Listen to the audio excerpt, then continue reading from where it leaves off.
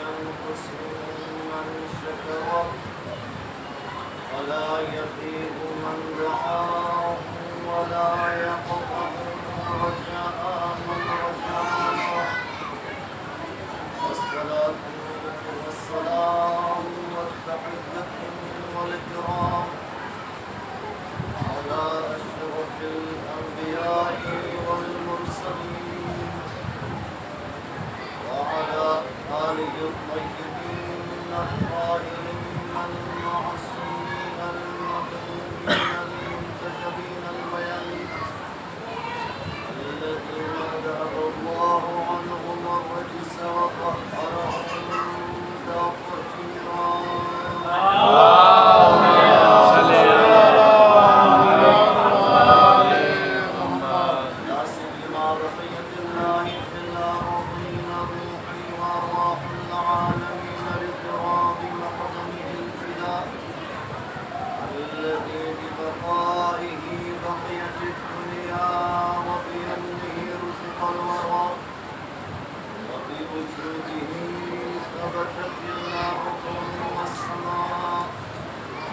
إلهي أوفقني بالهدى وألهمني التقوى واللعنة الدائمة الباقية على أعدائهم أجمعين يوم عداوتهم إلى لقاء يوم الدين. أما بعد قال الحكيم في كتابه الكريم بسم الله الرحمن الرحيم قل لا أسألكم عليه أجرا إلا المودة في القربى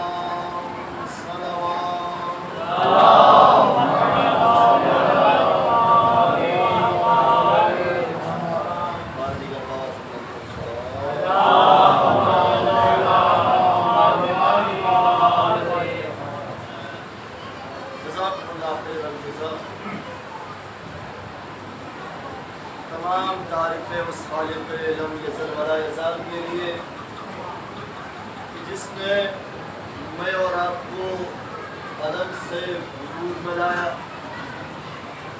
اور وجود میں لانے کے بعد بے شمار نعمتوں سے نوازا اور ان بے شمار نعمتوں میں بھی سب سے بڑی نعمت، سب سے عظیم نعمت، سب سے پہلی نعمت محبت و ولایت اہل بیت کے لیے جو آپ نے انتخاب کیا اور اس انتخاب کے ذریعے سے میں اور آپ کو ہماری ولادت کی طہارت کی بشارت دی۔ شیخ صدوق اعمالی میں روایت کرتے ہیں کہ امیر المؤمنین علیہ السلام نے بیان فرمایا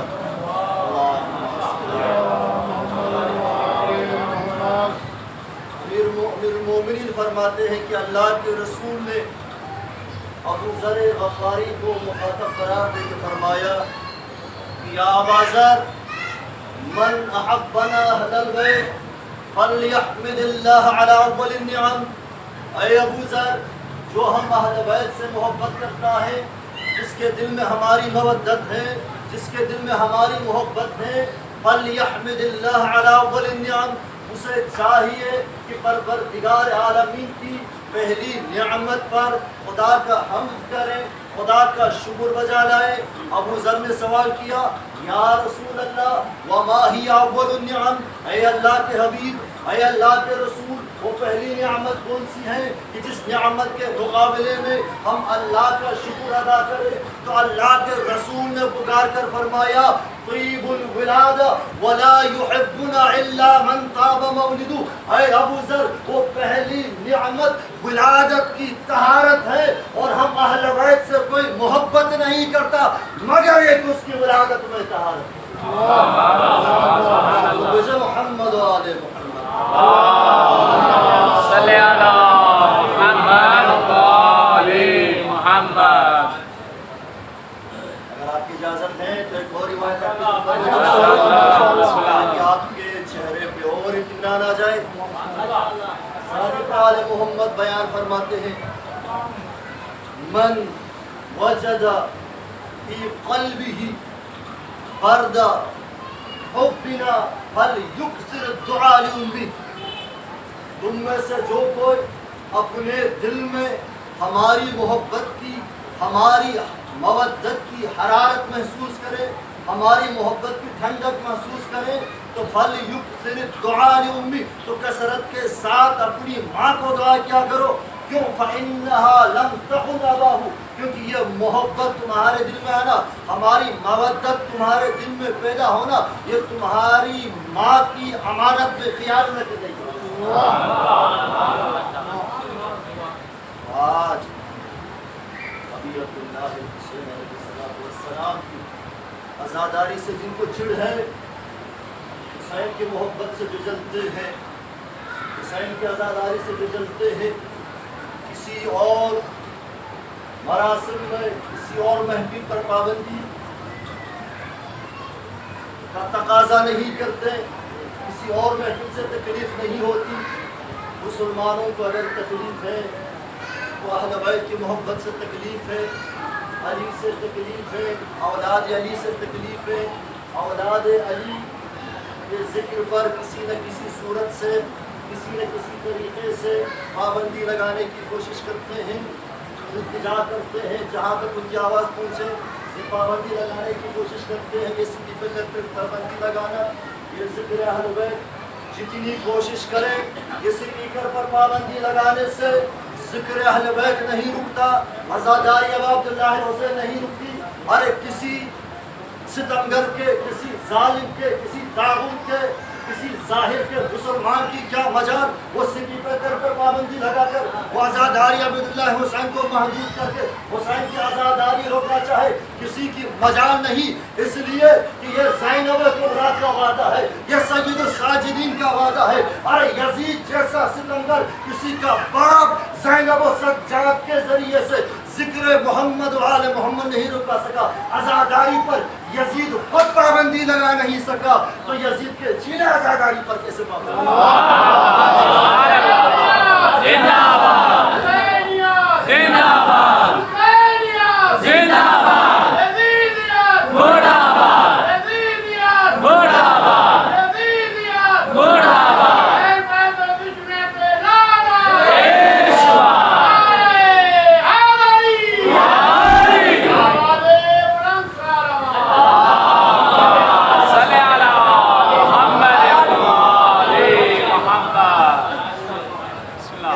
گھبرانے کی ضرورت نہیں، کوئی ضرورت نہیں گھبرانے کی. اتنی کوشش کرے، کیونکہ زینب کبریٰ نے یزید کے دربار میں یہ وعدہ کر کے آئی ہے کہ یا یزید طب قیدک وجہت جہدک لا تمحو ذکرنا ولا تمید وحینا. اے یزید جتنی کوشش کرنی ہے کرو. تم کس غلط فہمی میں بیٹھے ہو؟ کس غلط فہمی میں بیٹھے ہو؟ آیا ہمارے ہاتھوں میں رسن ڈالنے سے، ہمارے سروں سے چادر چھیننے سے تو یہ سمجھ رہا ہے کہ تو نے ہمیں اسیر بنا کے، تو یہ سمجھ رہا ہے کہ ہم ذلیل ہو گئے اور تو عزیز ہو گئے؟ ارے کس غلط فہمی میں بیٹھے ہو؟ لا تمحو ذکرنا ولا تمید وحینا. خدا کی قسم ہے یزید، تمہارے دربار میں یہ اعلان کر کے جا رہی ہوں، نہ تو ہمارے ذکر کو مٹا سکے گا، نہ حماقت و وحدت ہم سے آثار وحی چھین سکے گا.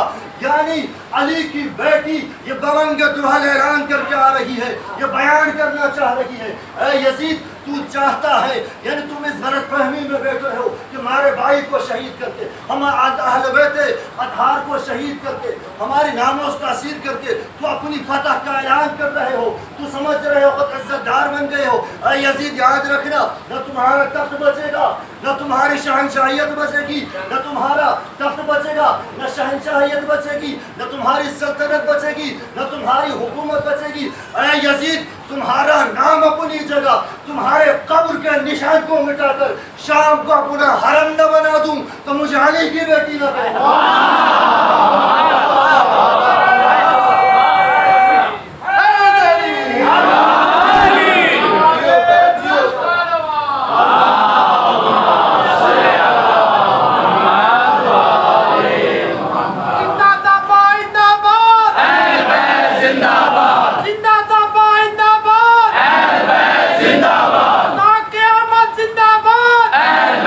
زندہ باد.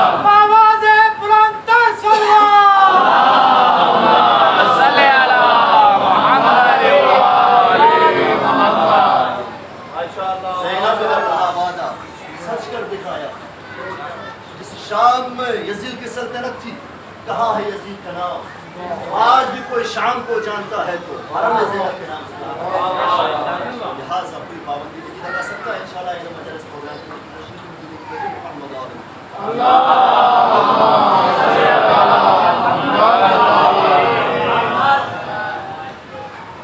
آیت مجیدہ سورہ شورا کی 23ویں آیت کا ایک حصہ روزانہ تلاوت کا شرف حاصل ہو رہا ہے. پروردگار عالمین اس آیت مجیدہ میں اللہ کے حبیب سے مخاطب ہے، اپنے محبوب حبیب سے مخاطب ہے اور یہ ارشاد فرما رہے ہیں قُلْ لَا أَسْأَلُكُمْ عَلَيْهِ أَجْرًا إِلَّا الْمَوَدَّةَ فِي الْقُرْبَى. اے حبیب قل آپ کہہ دیجئے لا أسألكم علیہ، میں اس تبلیغ رسالت سے لا أسألكم علیہ اجرا تم سے کوئی اجرت نہیں چاہتا، کسی اجر کا تقاضا نہیں کرتا، سوال نہیں کرتا. الا المودۃ فی القربى، ہاں اگر سوال کرتا ہوں اجرت مانگتا ہوں تو قربا کی مودت. سامعین محترم، عزاداران نبی عبداللہ حسین، ہمارا موضوع بھی اسی آیت کے ذیل میں محبت و ولایت اہل بیت اور سعادت انسان. اس طرح سے محبت اہل بیت، اس طرح سے ولایت اہل بیت انسان کو سعادت لیا. اور انشاءاللہ کوشش ہوگی اپنی طرف سے زیادہ لفاظی نہ کروں، بلکہ ہر بات قرآنی آیات، ہر بات خود اہل بیت علیہ السلام کی روایات کے ذریعے سے دلیل کے ساتھ آپ کی خدمت میں پیش کرنے کی کوشش کروں گا. آیت کو سمجھنے کے لیے، آیت کی تفسیر کو سمجھنے کے لیے، آیت جو کہنا چاہتی ہے اس کو صحیح طریقے سے سمجھنے کے لیے سب سے پہلے ہمیں آیت کا شان نزول دیکھنا پڑے گا کہ یہ آیت کب نازل ہوئی، کہاں نازل ہوئی، کس موقع پر نازل ہوئی، کن کے بارے میں نازل ہوئی. اس آیت کے شان نزول کے بارے میں تفسیر مجموع البیان لکھتے ہیں اور اسی طرح بہت سی ساری تفاسیر، سب تفاسیر میں خصوصاً تفاسیر روائی میں اس شان نزول کو بیان کیا ہے. جب اللہ کے نبی محمد مصطفیٰ صلی اللہ علیہ وآلہ وسلم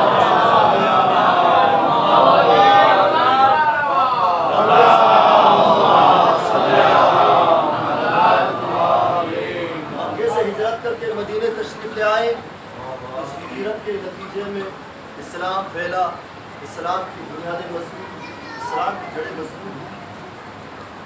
تمام مدینے میں اسلام پھیلا تو مسلمان انصار و مہاجرین اللہ کے رسول کی خدمت میں آئے اور عرض کیا یا رسول اللہ، دین اسلام کو پہنچانے میں آپ نے بڑی تکلیفیں برداشت کی ہیں، آپ کو مشقتیں پہنچی ہیں، آج تک آپ نے زحمت اٹھائی ہے اور یقیناً کل بھی آپ کی خدمت میں اشارہ کیا دین اسلام کو پہنچانے میں رسول نے بڑی تکلیفیں برداشت کی ہیں، بڑی اذیت دی ہے لوگوں نے ختم مرتبت کو. اور اللہ کے رسول نے فرمایا ما اوذی نبی مثل ما اوذیت، کسی نبی کو اتنی اذیت نہیں دی گئی جتنی اذیت محمد مصطفیٰ کے لیے دی گئی. بہت اذیت دی گئی اللہ کے رسول کو.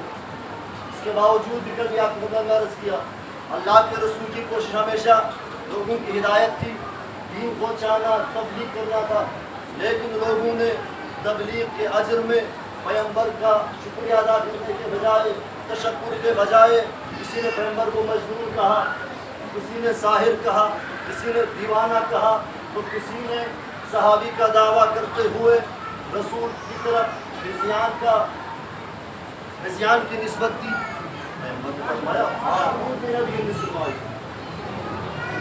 یہاں پر مسلمان آئے، عرض کیا یا رسول اللہ آپ کو کافی زحمت ہوئی ہے، لہٰذا ہم کچھ اجرت دینا چاہتے ہیں، اگر آپ کی اجازت ہے تو ہمارے اموال، ہمارے مال و دولت کسی قید و شرط کے بغیر ہم آپ کی خدمت میں دینے کے لیے تیار ہیں.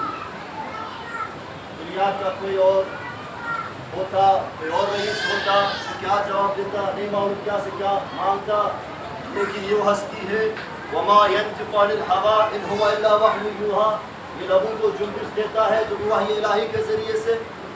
لہٰذا وحی الہی کا انتظار کیا पैगंबर वही इलाही के इंतजार में थे कि जिब्रील अमीन नाज़िल हुए और आवाज़ दी, ऐ हबीब खुदा, ये अगर उजरत देना चाहते हैं तो उजरत देना चाहते हैं, अजर रिसालत देना चाहते हैं, तो आप इनसे कह दीजिए कि कुल ला अस्अलुकुम अलैहि अजरन इल्ला मवद्दत फिल क़ुरबा, मवद्दत क़ुरबा से। अज़ीज़ान मोहतरम, जो उजरत होती है वो खिदमत के मुताबिक और मुतनासिब होनी चाहिए। यानी अगर कोई हमारी मामूली खिदमत करेंगे तो हम उसको थोड़ी सी उजरत देंगे, अगर कोई हमारी ज़्यादा खिदमत करेंगे तो उसके मुकाबले में हम थोड़ी सी उजरत दे दें, ये मुनासिब नहीं है। और वो नबी जिसने पूरी ज़िंदगी का हर लम्हा, ज़िंदगी का हर लहजा उम्मत की हिदायत के लिए वक़्फ़ किया है, तबलीग दीन के लिए वक़्फ़ किया हो, उस नबी के लिए उजरत में माल दौलत देना चाहते हो, गंदुम और कपास देना चाहते हो और उजरत देना चाहते तो आओ आके अली वो फातिमा से मोहब्बत करो।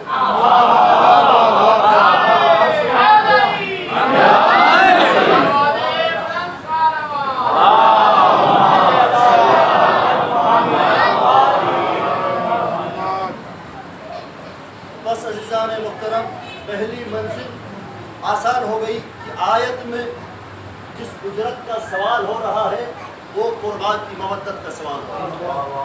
मैं ज़रा दलील के साथ आराम से आगे बढ़ूँगा। अब दूसरा सवाल यहाँ पर उठता है कि कुर्बान से मुराद कौन है? लफ्ज़ कुर्बान जो आयत में आया है, अल्लाह के रसूल ने फरमाया कुर्बान की मवद्दत रखो, कुर्बान से मोहब्बत करो, कुर्बान से मवद्दत करो, कुर्बान से मुराद कौन है? तो यहाँ पर मुफस्सिरीन ने एहतिमालात बयान की, मशहूर एहतिमालात में चार है। पहला एहतिमाल यह है कि यहाँ कुर्बान से मुराद वो इंसान के अपने रिश्तेदार, यानी अल्लाह के रसूल ये बयान फरमाना चाह रहे हैं कि अगर तुम मुझे अजर रिसालत देना चाहते हो तो तुम अपने ही रिश्तेदारों से मोहब्बत करो, यानी तकलीफ कोई और, जहमत कोई और करे, गाय कोई और, तो ये माना नहीं बन सकता। और अगर कुरानी जवाब इसके मुकाबले में हम देना चाहें तो आयत मजीद में कुर्बान की मवद्दत का तकाजा किसी क़ैद व शर्त के बगैर हो रहा है। इतलाक़ के साथ बयान फरमाया कि कुर्बान की मवद्दत रखना है। ये नहीं कहा कि मदीने में हो तो कुर्बान की मवद्दत रखो, मदीने से बाहर हो तो मोहब्बत की ज़रूरत नहीं, मक्के में हो तो मोहब्बत रखो, मक्के से बाहर हो तो मोहब्बत नहीं रखो, बल्कि इतलाक़ किसी क़ैद व शर्त के बगैर आयत में बयान फरमाया कि मोहब्बत रखो कुर्बान से। लेकिन इंसान के अपने रिश्तेदारों से जो मोहब्बत है वो भी किसी को जो शर्त के बगैर है, तो कुरान ने आवाज़ दिया नहीं, इंसान के अपने रिश्तेदारों से जो मोहब्बत का हुक्म दिया गया है, मोहब्बत का जो हुक्म है वो किसी शर्त के साथ है। सूरह मुजादिला आयत 22 में आवाज़ दी, ला तजिदु कौमन युमिनून बिल्लाहि वल यौमिल आखिर युआदूना मन हादल्लाह व रसूलहु वलौ कानू आबाउहुम औ इख्वानुहुम औ अशीरतुहुम, यानी जो कोई अल्लाह और रसूल पर ईमान लाए तो किसी ऐसे शख्स से मोहब्बत नहीं करता, ला युआदूना, किसी ऐसे शख्स से मोहब्बत नहीं करता, कैसे शख्स से जो खुदा से दुश्मनी रखता हो, जो खुदा के रसूल से दुश्मनी रखता हो, वलौ काना आबाहुम, अगर ये रसूल से दुश्मनी रखने वाला उसके आबा व अजदाद ही क्यों ना हो, उसके भाई ही क्यों ना हो, उसके ख़ानदान वाले ही क्यों ना हो, मोहब्बत की इजाज़त नहीं। इसी तरह कुरान ने कहीं और आवाज़ दी, या अय्युहल्लज़ीना आमनू ला तत्तखिज़ू आबाअकुम व इख्वानकुम औलिया इन इस्तहब्बुल कुफ्र अलल ईमान।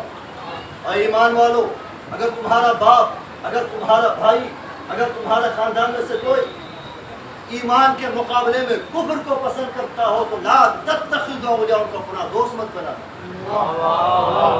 मोहब्बत नहीं रखना। लिहाज़ा अज़ीज़ान मोहतरम, मिजाज इस्लाम समझने की ज़रूरत है। इस्लाम के नज़दीक जो मयार मवद्दत है, जो मयार मोहब्बत है, वो ज़ाहिरी रिश्तेदारी नहीं, वो ख़ानदानी रिश्तेदारी नहीं। इस्लाम जिस मयार पर इंसान को अर्जिश देता है, इस्लाम जिस मयार पर इंसान को मकाम देता है, इस्लाम जिस मीज़ान पर इंसान को अज़मत देता है, वो दीन और दीनदारी का मयार है, दीन का मयार है। अगर इंसान के अंदर इताअत हो, انسان کے اگر ہنگاری ہو، انسان کے اگر اندر تقوی ہو تو اس انسان کی مودت کا حکم دیا گیا ہے، لیکن اگر اطاعت نہ ہو کسی کی زندگی میں، کسی کی زندگی میں خدا کی بندگی نہ ہو، کسی کی زندگی میں محبت اہل بیت نہ ہو، ویسی زندگی جس میں اطاعت نہ ہو، تو قرآن کی نص آیت کے مطابق اگرچہ وہ سگا بیٹا ہی کیوں نہ ہو، پروردگار عالمین وہاں پر اس رشتہ داری کو نفی کرتے ہوئے نظر آتے ہیں۔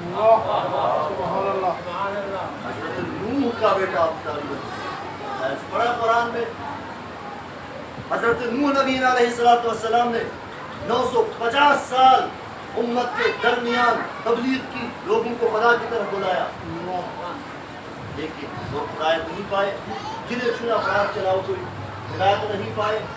تو ایک مرتبہ اللہ کے نبی نے خدا کے بارگاہ میں دعا کی، رب لا تذر علی الارض من الکافرین دیارا، پروردگار اس سوئے زمین پر کافرین میں سے کوئی باقی نہ رکھ۔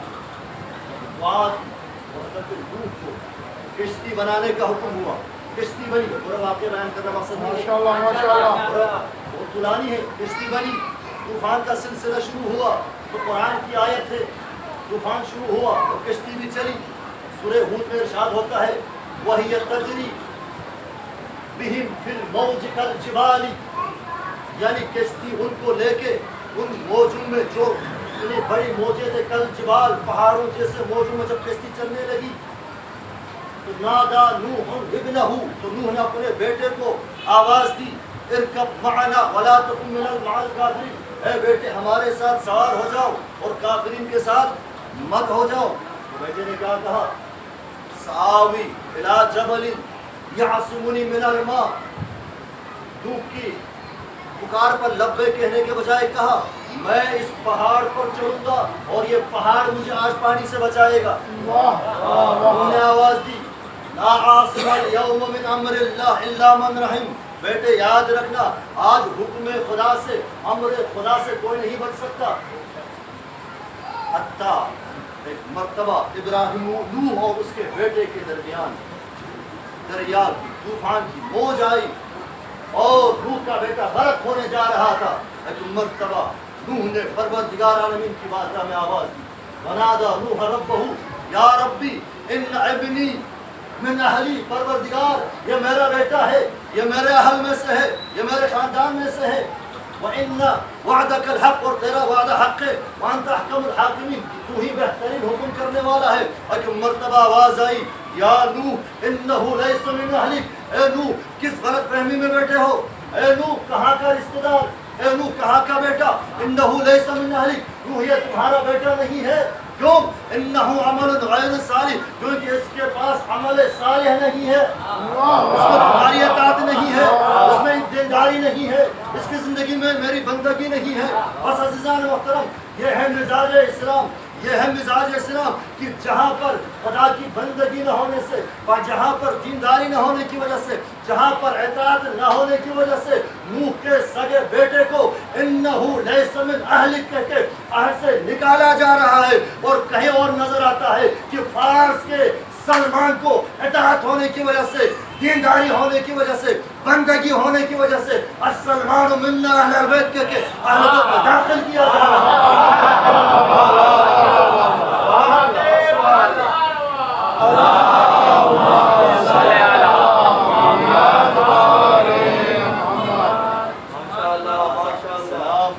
رشتہ داری ہے وہ ایمان کی رشتہ داری، لہٰذا یہ جو احتمال دیتے ہیں انسان اپنے رشتہ داروں سے قربت موجود رکھتے ہیں، یہ احتمال صحیح نہیں ہے، یہ تفسیر صحیح نہیں۔ دوسرا احتمال کہا کہ یہاں پر قربات سے مراد وہ چیزیں ہیں جو ہمیں خدا کے قریب کرتی ہیں، یعنی یہاں پر نماز کی محبت کا حکم دیا جا رہا ہے، روزے کی محبت کا حکم دیا جا رہا ہے۔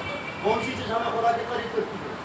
نماز، روزہ، حج، زکوٰۃ، جہاد، یعنی اطاعت خداوندی، اطاعت خداوندی ہمیں خدا کے قریب کرتی ہے۔ تو بعض نے کہا خدا کی اطاعت کی محبت کا حکم دیا جا رہا ہے، تو عزیزو خدا کی اطاعت کی محبت کا حکم نہیں ہوتا بلکہ اطیعوا اللہ، خود اطاعت کا حکم دیا جاتا۔ لہٰذا یہ احتمال بھی صحیح نہیں ہے۔ تو کسی نے کہا یہاں پر قربات سے مراد اللہ کے نبی یہ فرمانا چاہتے ہیں کہ اگر تم مجھ پر ایمان نہیں لاتے ہو تو کم سے کم میں اور تمہارے درمیان جو رشتہ داری ہے، ظاہر بات ہے اگرچہ مشرکین تھے، اگرچہ کفار تھے، لیکن پیغمبر کے رشتہ دار تھے. تو پیغمبر فرمانا چاہتے ہیں کہ قربا سے مراد یہاں پر رشتہ داری ہے، یعنی ہماری آپس کی جو رشتہ داری ہے اس کے لحاظ کرتے ہوئے مجھے اذیت مت دو. اتنے سادہ لوگ ہیں، ارے جو اذیت دے رہا ہے آیت ان سے مخاطب نہیں ہے. آیت جن سے مخاطب ہے وہ رسول کو رسول مان کر اس کا احترام کرتے تھے. یہ آیت یہ تفسیر بھی صحیح نہیں ہے. اور آخری تفسیر کہا یہاں قربا سے مراد خود نبی مکرم صلی اللہ علیہ وآلہ وسلم کے رشتہ دار ہے، خود نبی کے رشتہ دار ہے. یعنی اللہ کے رسول اپنے رشتہ داروں سے محبت رکھنے کا حکم دے رہا، اپنے رشتہ داروں سے محبت کا سوال کر رہا. اور پہلے کی تفسیر باطل ہو گئی تو یہ تفسیر ثابت ہو گئی. اب تیسرا سوال، اب اللہ کے رسول کے جو قربا بیان ہوئے، فرمایا میرے قربا سے محبت کرو، میرے رشتہ دار سے محبت کرو. تو اب قربا میں کون کون داخل ہے، رسول کے کون کون سے رشتہ دار قربا میں داخل ہے؟ تو آپ کی خدمت میں عرض کروں، میں اپنی تفاسیر کا شیعہ تفاسیر کا حوالہ دینے سے پہلے اہل سنت کے مشہور و معروف مفسر کشاف اپنی تفسیر زمخشری اپنی تفسیر کشاف میں اسی آیت کے ذیل میں نقل کرتے ہیں کہ لما نزلت، یعنی جب یہ آیت نازل ہوئی، جب قل لا اسألکم علیہ اجرا الا المودۃ فی القربى نازل ہوئی، تو قیل، کسی نے سوال کیا، یا رسول اللہ من قرابتک هؤلاء الذین وجبت مودتهم، اے اللہ کے رسول وہ قربات کون ہے جن کی مودت کو واجب کیا گیا؟ تو اللہ کے رسول نے پکار کر فرمایا ہم علی و فاطمہ و ابناہما، قربا سے مراد علی ہے، زہرا اور حسن حسین. یہ زمخشری اپنی تفسیر کشاف اس روایت کو نقل کرتے. اور ابن عباس نے سوال کیا، یا رسول اللہ من امرنا اللہ بمودتہ، جن کی مودت کے پروردگار عالم نے ہمیں حکم دیا کون ہے؟ دوبارہ فرمایا علی و فاطمہ و ابنہ. عزیزان محترم، قربا سے مراد علی، قربا سے مراد فاطمہ ہے، قربا سے مراد حسن و حسین ہے. پھر بھی اگر آپ کو آسانی سے سمجھنا چاہیں تو حدیث قصہ آپ سب پڑھتے ہیں، وہاں پر بھی پروردگار عالمین قربا میں کون کون شامل ہے نام لے کے بیان کروا رہے ہیں. حدیث قصہ میں مراد پڑھتے ہیں کہ پروردگار عالمین اپنے ملائکہ کو مخاطب قرار دے کے وہاں پہ آواز دیتے ہیں کہ یا ملائکتی ویا سکان السماواتی انی ما خلقت السماء مبنیہ ولا ارضا مدحیہ ولا قمرا منیرا ولا شمسا مضیعا ولا فلکا یدور ولا بحر یجری الا فی محبتی هؤلاء الخمسہ الذین هم تحت الکساء. اے میرے فرشتوں، اے میرے آسمان پر رہنے والوں، میں نے اس آسمان کے شامنے کو خلق نہیں کیا، نہ اس پھیلی ہوئی زمین کو، نہ چلتے ہوئی کشتیوں کو، نہ کھلکتے سمندر کو، نہ روشن چاند کو، نہ روشن چاند کو، نہ اس سورج کو. ہاں اگر میں نے جو چیز خلق کیا ہے ان پانچ کی محبت میں جو زیر قصہ تشریف فرما ہے، یہاں سے جبریل آواز دے رہے ہیں یا ربی ومن تحت القصہ، پروردگار یہ بھی بیان فرمائیے کہ زیر قصہ کون تشریف فرما رہے ہیں. تو آواز قدرت آتی ہے، ہم اہل بیت النبوہ ومعدن الرسالہ، ہم فاطمہ وابوہا وبعلها.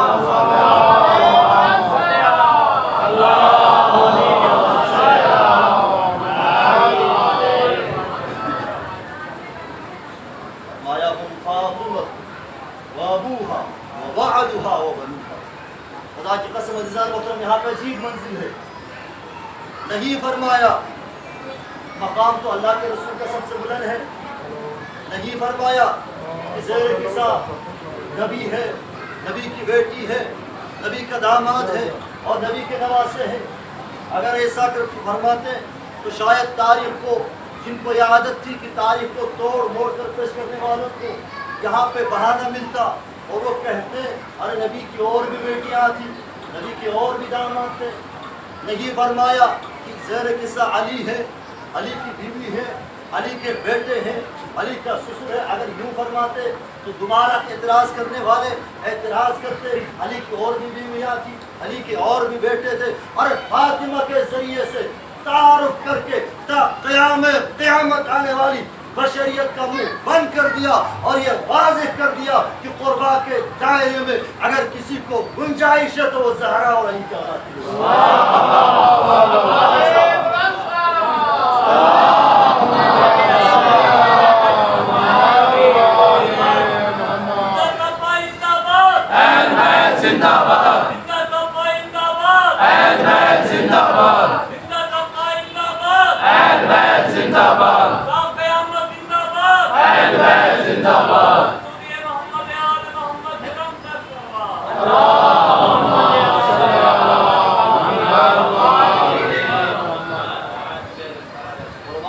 گنجائش ہے تو علی وہ زہرا کی اولاد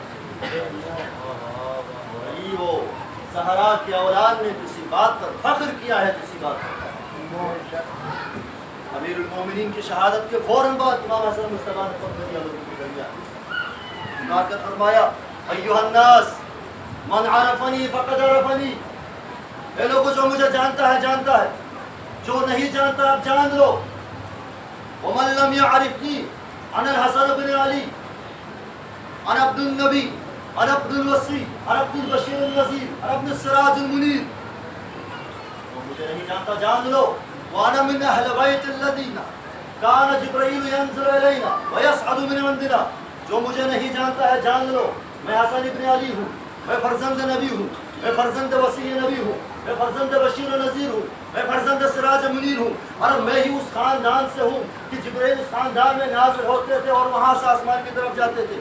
وانا من اہل بیت الذین اذهب اللہ عنہم الرجس وطہرہم تطہیرا۔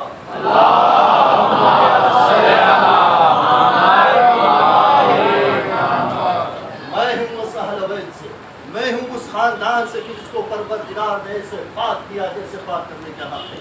اس کے بعد فرمایا وانا من اہل بیت الذین افترض اللہ مودتهم على كل مسلم وقال تبارک وتعالی لنبیہ قل لا اسألکم علیہ اجرا الا المودۃ فی القربى۔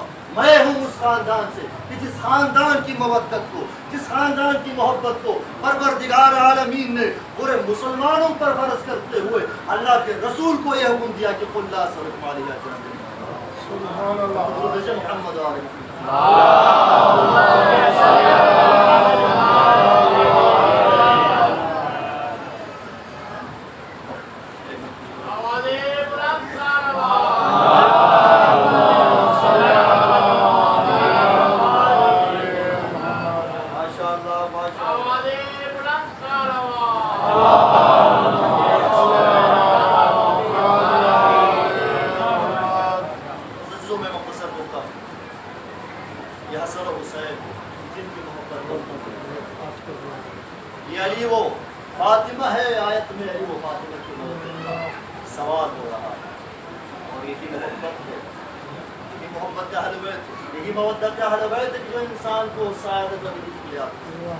ابو امامہ باہلی روایت کرتے ہیں کہ اللہ کے رسول نے آواز دے کے فرمایا ان اللہ تعالی خلق الانبیاء من اشجار شتى وخلقت انا وعلی من شجرة واحدة فانا اصلها وعلی فرعها وفاطمة لقاؤها والحسن والحسین ثمارها واشیاؤنا اوراقها۔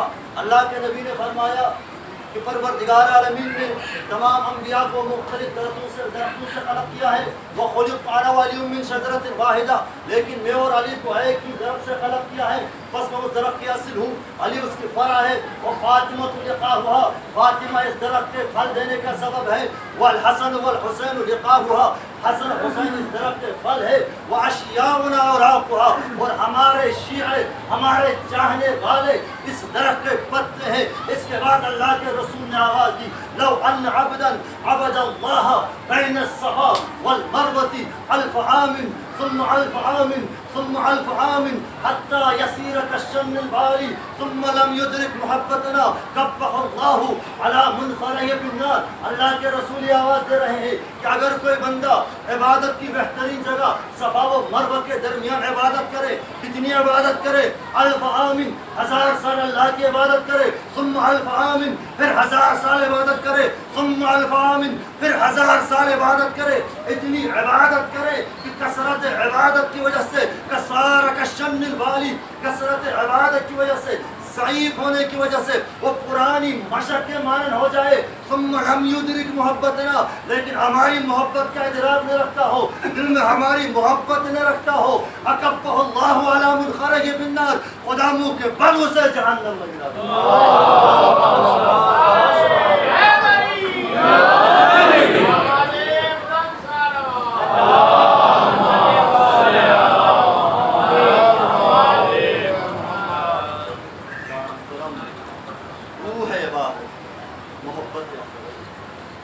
روح عبادت ولایت اہل بیت۔ اگر انسان زندگی انسان کے دل میں محبت اہل بیت، ولایت اہل بیت، اس کی نماز پیدا ہوئی، اس کے دوسرے اعمال، اسی لیے اس مقام پر ایک شاعر نے کیا کہا، ہزار سجدے زمین حرم پہ ہو لیکن، ہزار سجدے زمین حرم پہ ہو لیکن حصول روح عبادت نہیں تو کچھ بھی نہیں۔ بتا دیا ہے نبی کے طویل سجدے نے، حسین تیری محبت نہیں تو کچھ بھی نہیں۔ حسین تیری محبت نہیں۔ بس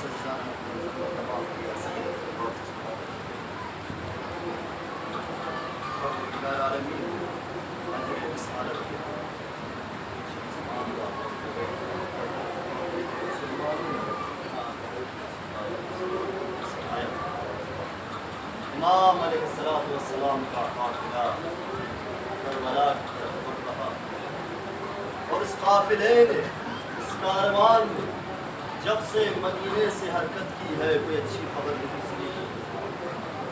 فرزدق سے ملاقات کی، فرمایا کیا خبر ہے فرزدق؟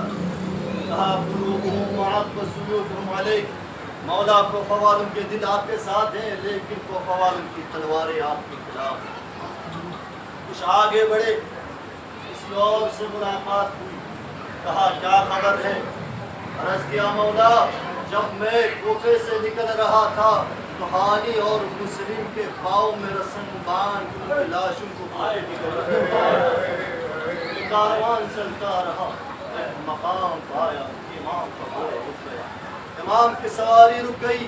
علماء نے نقل کیا ہے، روایات میں بیان ہوا ہے کہ امام نے اپنا گھوڑا بدل دیا، سواری دوسرا بھی چلنے کو تیار نہیں، تیسرا گھوڑا بدلا، چلنے کو تیار نہیں، یہاں تک کہ امام نے 6-7 گھوڑے بدلے، کوئی چلنے کو تیار نہیں۔ ایک مرتبہ وہاں پر موزی دربار سے پوچھا، لوگوں بتاؤ اس سرزمین کا نام کیا ہے؟ کسی نے کہا مولا اس کو نینوا کہتے ہیں۔ فرمایا کوئی اور نام بھی ہے؟ کسی نے کہا مولا اس کو شاعت الفرات بھی کہتے ہیں۔ فرمایا کوئی اور نام بھی ہے؟ کسی نے کہا مولا اس کو غازریہ بھی کہتے ہیں۔ ارے ابھی وہ نام نہیں آیا، دوبارہ سوال کیا، ارے کوئی اور نام بھی ہے؟ شاید کسی ضعیف العمر انسان نے کمر پر ہاتھ رکھ کر کہا مولا اس کو کربو بلا بھی کہتے ہیں۔ کربو بلا کا نام آنا تھا، روایت کا جملہ ہے فَتَنَفَّسَ السُّعَدَاءُ وَبَكَى بُكَاءً شَدِيدًا، امام نے ٹھنڈی آہ بھری اور شدت سے گریہ کیا، پھر مخاطب کے فرمایا بھیا عباس یہیں پہ اتر جاؤ، علی اکبر یہیں پہ اتر جاؤ، آہنا محط رحالنا، ارے یہیں پر ہماری اترنے کی جگہ ہے، آہنا محل قبورنا، ارے یہیں پر ہماری قبریں بنے گی۔ اجرکم اللہ۔ اسی اسنا میں ام کلثوم آ کے عرض کرتی ہے بھیا حسین یہ کون سی جگہ ہے؟ ارے یہاں پہنچ کے میرے دل میں عجیب خوف پیدا ہوا ہے، یہاں پر نہ رکے۔ فرمایا بہن یہی وہ جگہ ہے جہاں بھائی بہن سے جدا ہوگا، اور اسی جگہ کے بارے میں پیغمبر نے خبر دی تھی، اسی جگہ کے بارے میں میرے بابا نے خبر دی تھی۔ اجرکم اللہ۔ امام سواری سے اترے، کربلا کی خاک نے اٹھ کر امام کے زلفوں کا طواف کیا۔ اب امام کی بہن زینب کبریٰ سواری سے اترنا چاہتی ہے۔ راوی کہتا ہے جب زینب نے اترنے کا ارادہ کیا، جوانان بنی ہاشم آگے بڑھے، زینب کبریٰ کو عزت و احترام کے ساتھ سرزمین کربلا میں اتارا۔ یہی راوی کہتا ہے جب سے یہ قافلہ مدینے سے نکلا تھا میں اس قافلے کے ساتھ تھا، جہاں زینب سوار ہونا چاہتی تھی جوانان بنی ہاشم بڑھ کے سوار کرتے تھے، جہاں اترنا چاہتی تھی عباس و علی اکبر بڑھ کے عزت و احترام سے سواری سے اتارتے تھے، لیکن 11 محرم الحرام کو میں نے وہ منظر بھی دیکھا اور سب کو زینب نے سوار کیا، زین العابدین کو زینب نے سوار کیا، سکینہ کو زینب نے سوار کیا، لیکن جب زینب کی باری آئی نہ عباس علمدار نہ علی اکبر اور ظالمون نے تازیانوں کے ذریعے سے علی کی بیٹی کو سوار کیا۔ اجرکم اللہ، کوئی نہیں زینب کو سوار کرنے والا۔ آئی آخری ودا کے لیے بائی کے سرہانے، اور خداوند متعال کسی بہن کو اس طرح سے بائی صورت میں نہ دکھا دے۔ آئی بائی کے سرہانے، کیا دیکھتی ہیں؟ اور بائی کے سر پر زینب بائی کے سر پر کیا دیکھتی ہے؟ زینب چاہتی ہے ایک مرتبہ آخری بوسہ لے کے چلے۔ جب زینب جھک گئی کیا دیکھتی ہے؟ اور بھائی کے بدن سے سر کو جدا کیا گیا ہے، بدن پر سر نہیں ہے۔ ایک مرتبہ مدینے کی طرف رخ کیا اور آواز دی، یا محمد یا جدہ صلی علیک ملیک السماء وہذا حسین بالآراء مرمل بالدماء۔ اے نانا، یہ آپ کی قسمت تھی کہ آسمان کے ملائکہ بھی آپ پر درود بھیجتے تھے، اور یہ میرے حسین کی قسمت ہے، بے گور و کفن کرتی رہے۔